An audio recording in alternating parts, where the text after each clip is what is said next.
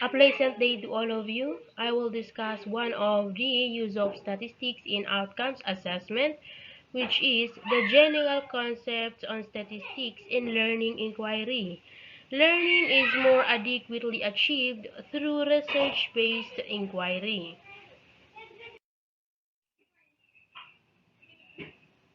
Again, research-based inquiry makes our academic pursuit scientific and therefore reliable while guarding us against errors. In education, the use of statistics can cover much of the whole process of teaching and learning. It is relevant to make broad mention of the use of statistics, particularly in an inquiry-directed or outcomes-based learning. And now let's define what is statistics. Statistics defined as a scientific discipline and accordingly to Santos, a branch of mathematics that deals with the collection, organization, presentation, computation, and interpretation of data which are the outcomes of learning. In addition, statistician is an expert in the successful application of statistical analysis or explanation of data.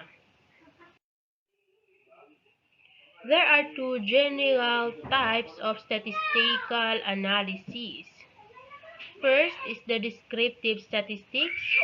Second is the inferential statistics or predictive statistics.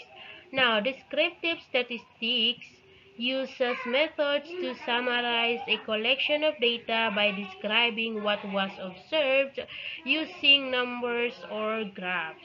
And this descriptive statistics is the most useful in communicating the results of an inquiry, particularly experiments or surveys.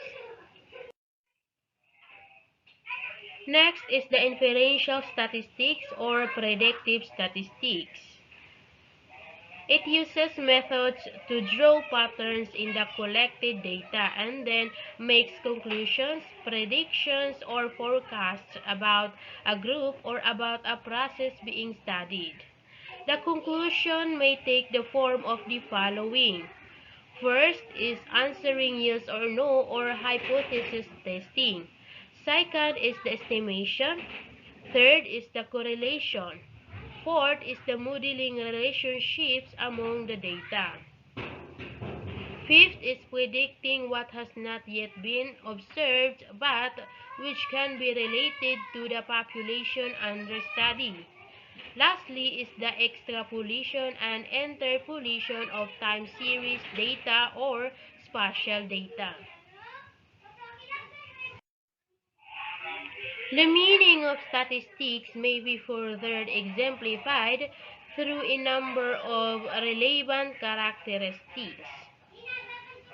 One of these is the statistical inference. Statistical inference is inductive, moving from a sample to the dimensions of a larger group of a total population. It is related but different from the probability theory, which is deduce probabilities about samples. Second is the correlation. Correlation does not imply causation. However, to exemplify two variables of a population may be different but are related. In addition, it is called a confounding variable. If a non-considered factor exists, then a causal relationship between the two variables may not be immediately established. Third is the representative sampling.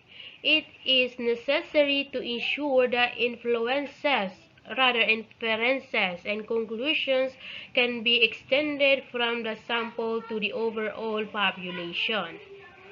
Statistics offers methods to correct random sample, trending within the procedures of data collection. Methods of experimental design can also be used to lessen issues on correlation while strengthening or making robust conclusions on the study of a population.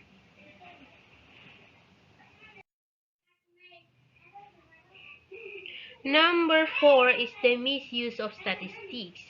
It can cause either errors in description or interpretation of data. Number 5 is the statistical literacy or basic statistical skills. Result of correctly applied. Statistical techniques are difficult to interpret and may need the expertise of those who have intuitive sense to draw significant conclusions.